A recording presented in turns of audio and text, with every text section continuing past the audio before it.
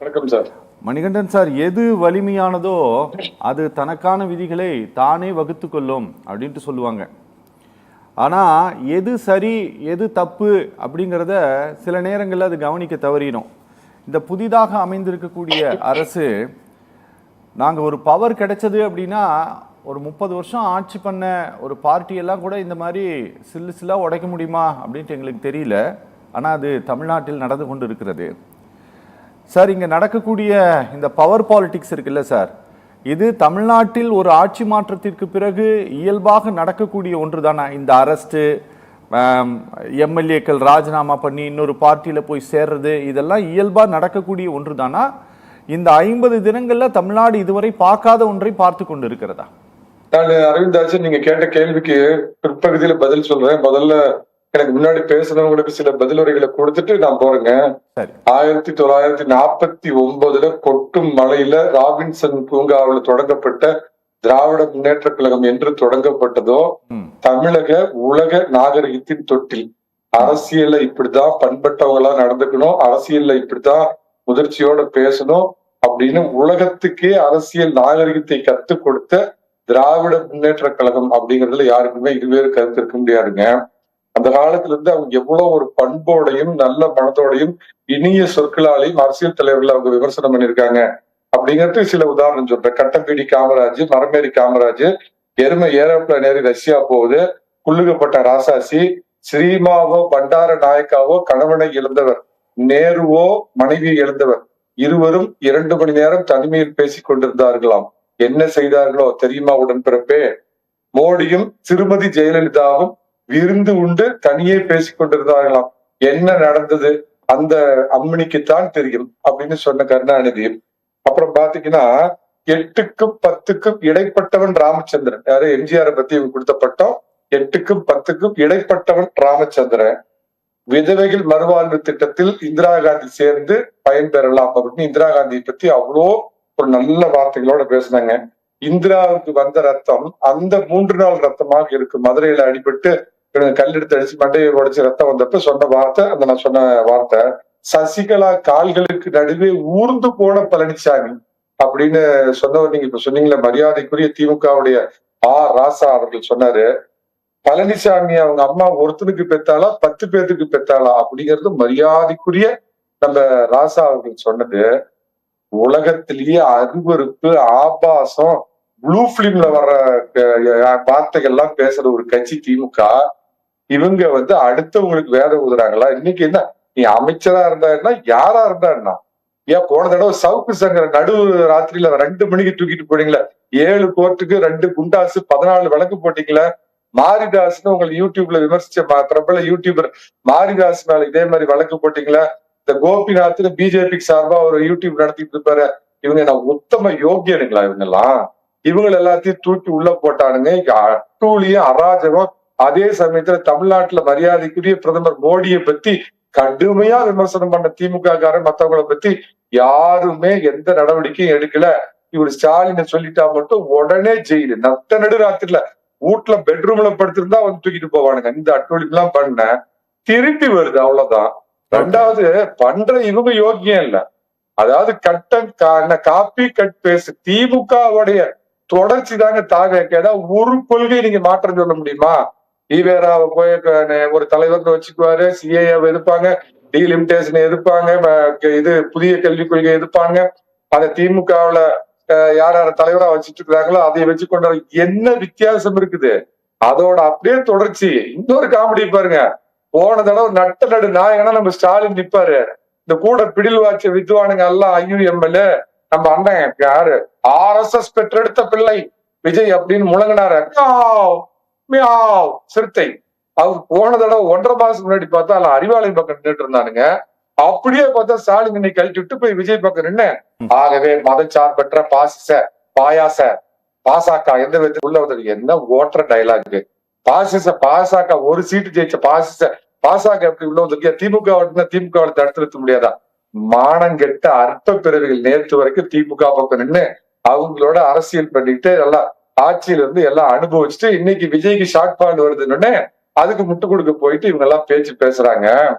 இதுல விஜய் ஒன்னும் யோக்கியர் இல்லைங்க. ஒரு அமைச்சராக்கப்பட்டவர் 2 ஆண்டுகளுக்கு முன்னாடி போதை மருந்து உட்கொண்டாரா அப்படின்னு பலத்த சந்தேகத்துக்கு இருக்கிறப்ப, சீசரின் மனைவி சந்தேகத்திற்கு அப்பாற்பட்டவராக இருக்க வேண்டும் அப்படின்னு இவர்தான் பரிசுத்த ஆவியாச்சு, இவர்தான் தூய சக்தி ஆச்சா. உடனடியா அவர் மேல மெடிக்கல் ரிப்போர்ட் எடுத்து அந்த மாதிரி போதை மருந்து உட்கொண்டிருக்கிறாரா அப்படின்னு தெரிஞ்சுட்டு அவனால டிஸ்மிஸ் பண்ணிருந்தா, நீ தூய ஆச்சு, தூய யோகோட ஆச்சு, பரிசுத்த ஆவி, இட்லியில ஆவின்னு வச்சுக்கலாம். இன்னொரு அமைச்சர் ஒரு எம்எல்ஏ மேல பாலியல் குற்றச்சாட்டு, உன் சொந்த கட்சிக்காரன நீ காப்பாத்துற, இன்னைக்கு எதிரில் இருக்கிற அதிமுக குழிபறிக்கிற, திமுக குறி வைக்கிற. இது எல்லாம் பண்றதுதான் சார் பாஸ். தமிழ்நாட்டுல எது நடந்தாலும், இந்தியாவுல எந்த அட்டூழியம் நடந்தாலும் அதுக்கு யார் அப்படின்னா தகப்பன் யாருன்னு கேட்டீங்கன்னா திமுக. இவங்க பண்ணின அட்டூழியம் அது இன்னைக்கு இவங்களுக்கே திரும்ப வினையா வருது. இதை வேற இவரு சீன் போடுறாரு, என்னை தாவேக்காவில் இணைய முயற்சி செய்தார்கள், உடனே எடுக்க தூக்குறாங்க. நீ எல்லாம் நடக்கவே முடியாம வீட்டுல உட்கார்ந்து இருக்கிற. அவங்கதான் காசு கொடுத்தா இந்த ஏடிஎம்கே போறதுக்கு எல்லாம் தயாரா எல்லாம் இந்த பன்றி கூட்டங்கள் மாதிரி நிக்கிறாங்களா? அப்புறம் என்னத்துக்கு ஒன்ன போய் தூக்குறாங்க. இவரு அப்படி ஒரு சீனை போடணும்னு வெளியே வர்றப்ப அப்படியே கத்திட்டு என்னை சேர சொல்லி என்னை இது பண்ணாங்க. ஏன் 5 மணி நேரம் சவுக்கு சங்கர ராத்திரி முழுக்க இந்த படத்துல பண்ணுவாங்களே, விஜய் படத்துல தூங்குனா அடிப்பேன் அப்படின்னு நம்ம பிரகாஷ்ராஜ் பண்ணுவாரு விஜய், அந்த மாதிரி சவுக்கு சங்கர நைட்டு முழுக்க தூங்க விடாம போட்டு டார்ச்சர் பண்ணீங்களே, அனுபவிங்க. கால சக்கரம் சுத்துது பாஸ். இன்னொன்னு கேக்குறேன், விஜய் அவர்களே, நீங்க ரொம்ப புனித யோகான் ஆட்சியா இருந்து இப்ப இவங்க எல்லாம் வழக்கு போட்டிருக்கீங்களா, எலெக்ஷன் அப்படி சொன்னீங்களா sir? SFF Stalin family fund 25% அதை ரெக்கவர் பண்ணாவே தமிழ்நாடு கஜானாவை முழுவதுமா நான் ரப்பிடுவேன்னு சொன்னார்ல. காத்து கொண்டிருக்கிறோம் ஒரு நள்ளிரவு கைதுக்கு. ஸ்டாலினை எப்ப தூக்கி உள்ள வைப்பீங்க மிஸ்டர் கிளீன்? அதுக்கு பதில் சொல்லுங்க. அதை பண்ணீங்கன்னா நீங்க தூய சக்தி, இல்லைன்னா அந்த திமுகங்கிற தீய சக்தியோட கொடுமையான தீய சக்தி மக்களை குறுக்கு வழியில மீடியா மூலமா ஏமாத்தி சின்ன பிள்ளைங்க மூலமா இன்ஃபுளுன்ஸ் பண்ணி வீட்டுல இருக்கிற பேரண்ட்ஸுங்களை இன்ஃபுளுன்ஸ் பண்ணி ஓட்டு போட்ட குறுக்கு வழியில் குறுக்கு ஆட்சி. நீங்க உண்மையான நெருப்பு ஆட்சினா ஸ்டாலின் தூக்கி உள்ள வைங்க, அப்புறம் பேசலாம். ஓகே மணிகண்டன் சார் வணக்கம். மணிகண்டன் சார் தனக்கு பாதுகாப்புக்காக ப்ரொடெக்ஷன் வேணும்னு சொல்லிட்டு former law minister C V Shanmugam court approach பண்ணி கோர்ட் டிஜிபிக்கு ஆர்டர் போட்டிருக்கு, அவருக்கு ப்ரொடெக்ஷன் கொடுங்கன்னு சொல்லிட்டு. அந்த ஆர்டர் கொஞ்ச நேரத்தில் சில மணி நேரங்களில் டிவிகேனுடைய மெம்பர்ஸ் போய் அவரை மீட் பண்ணுறாங்க. இருக்கிற எம்எல்ஏக்கள் ராஜினாமா செஞ்சுட்டு போய் டிவிகேல இணைஞ்சிட்டு இருக்கிறாங்க. சார், இந்த ஒரு 50 டேஸில் நடக்கக்கூடிய இந்த அரசியல் மாற்றங்கள் இருக்குல்ல சார், இது அதிமுக மீது இருக்கக்கூடிய அதிருப்தியில், தலைமையின் மீதான அதிருப்தியில் இது நடக்குதுங்களா, இல்லை டிவிக்கே தான் நமக்கான ஒரு பார்ட்டி அப்படிங்கிற ஒரு மைண்ட் செட்டுக்குள்ள ஏடிஎம்கே கேடர்ஸ் எல்லாருமே வந்துட்டாங்களா? ரொம்ப ஒரு நல்ல கேள்வி கேட்டீங்க. அதுக்கு முன்னாடி நீங்க இன்னைக்கு தலைப்பு வேற யாராலும் ஒரு சப்ஜெக்ட நீங்க டச் பண்ணுவீங்கன்னு எதிர்பார்த்த அரவிந்தாச்சன், இந்த தமிழகத்தின் ஜாலியன் வாலாபாக்னு சொல்லப்பட்ட கரூர்ல துன்பியல் சம்பவம் நடந்தது. 11 பச்சிலும் குழந்தைகள் உட்பட 41 பேர் துள்ள துடிக்க காலில் மிதிப்பட்டு செத்து போனாங்க. அன்னைக்கு ஆனா 2 தரப்பா பேசுறானுங்க நிறைய பேரு. ஐயோ ஸ்டாலின் என்னங்க பண்ணுவாரு, அவர் மேல எந்த தப்புமே இல்லைன்னு ஒரு தரப்பும், இந்த பக்கம் ஜெயான் ஜப்பா அடிக்கிற ஒரு குரூப், ஐயோ சோசப் தம்பி மேல என்ன தப்பு அப்படின்னாங்க. அன்னையில சொல்லிட்டு இருக்கிற ஒரே ஆள் 41 பேர் துள்ள துடிக்க இறந்ததுக்கு அன்னைக்கு முதலமைச்சரா இருந்த ஜோசப் ஸ்டாலினும் காரணம், ஜோசப் விஜயும் காரணம்னு சொல்லிட்டு இருக்கிற ஒரே ஆள் நான் தான். ஏன் சார் 41 பேர் செத்து போனாங்க, அவங்க குடும்பத்து மேல உனக்கு அக்கறை இருந்தா வேற கட்சியில இருந்தெல்லாம் வந்தவன முதல் நாள் லைட் எல்லாம் சேர்த்து எம்எல்ஏ சீட்டு கொடுத்திய அந்த 41 பேர் குடும்பத்துல 41 பேர் நிறுத்தி எம்எல்ஏ ஆக்கிருக்கலாம். 10% செலவு இல்லாம ஜெயிச்சிருப்பாங்களா? என்ன அரசு வேலை கொடுக்குற? யாருக்கு அரசு வேலை? உனக்கு உண்மையாலுமே செத்து போனது 41 குடும்பத்து மேல திரு விஜய் அவர்களே, மரியாதைக்குரிய முதலமைச்சர் அவர்களே அக்கறை இருந்ததுன்னா உங்க கட்சியில நிறுத்தி 41 பேரையும் ஜெயிச்சிருந்தீங்கன்னா ஜெயிச்சிருப்பாங்க. இன்னைக்கு உங்க கூட கடைசி வரைக்கும் இருந்திருப்பாங்களே. எவன் அதிமுக இருந்து ஓடி வந்தான், எவன் திமுக இருந்து ஓடி வந்தான், அவனெல்லாம் கூப்பிட்டு நீங்க ஆள் சேர்த்து நிக்க வச்சுக்கல. என்ன சார் அரசு வேலை? இதுக்கு எப்படி சார் அரசு வேலை கொடுக்கலாம்? அவங்கதான் ஒரு பொது காரியத்துல ஈடுபட்டப்ப இறந்து போனாங்களா? போன பீரியட்ல அவருக்கு தான் அந்த 1.5 மூலம் பேர் வச்சிருப்பாரு. நம்ம இதுல குளத்தூர்ல BS பாபு இப்படி பண்ணாரு, அவர் பேர் என்ன மறந்து போச்சு, முத்துவேல் கருணாநிதி ஸ்டாலின். கள்ளக்குறிச்சியில கள்ளச்சாராயம் குடிச்சுட்டு செத்தான்.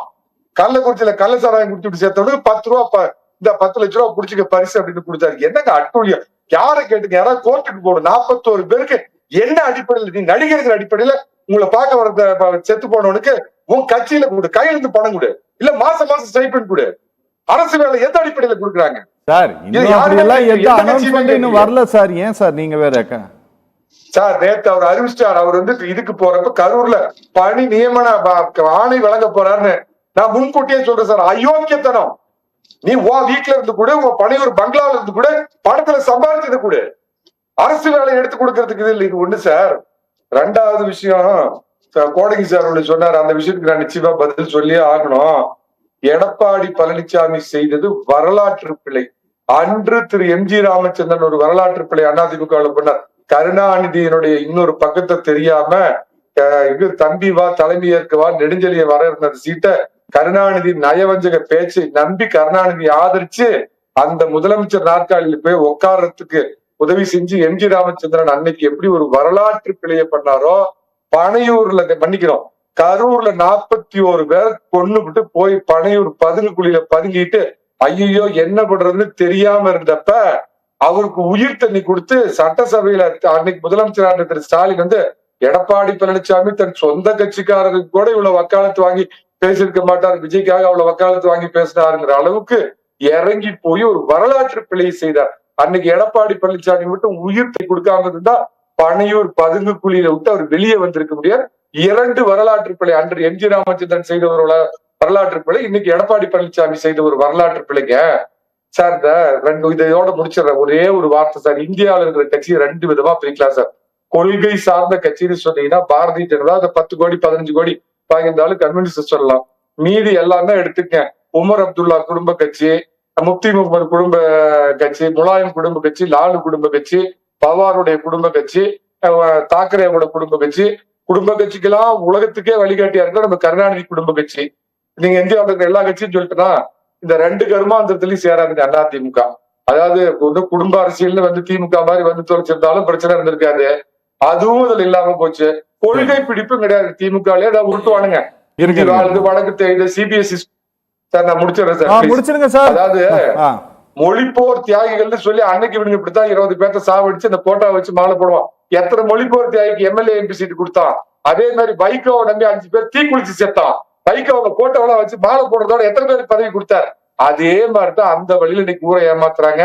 அதிமுகவுல கொள்கையற்ற வைத்த நப்படும் அப்படிங்கிறதுக்காக பண்ணின ஊழல் பத்தாதுன்னு பன்றி கூட்டங்களா மாறி பனையூர்ல போய் அந்த விக்கெட் கேட்டுக்கு முன்னாடி நின்றுட்டு இருக்கிறாங்க. போய் தொடங்கி அதிமுக சுத்தமாகணும். நன்றி.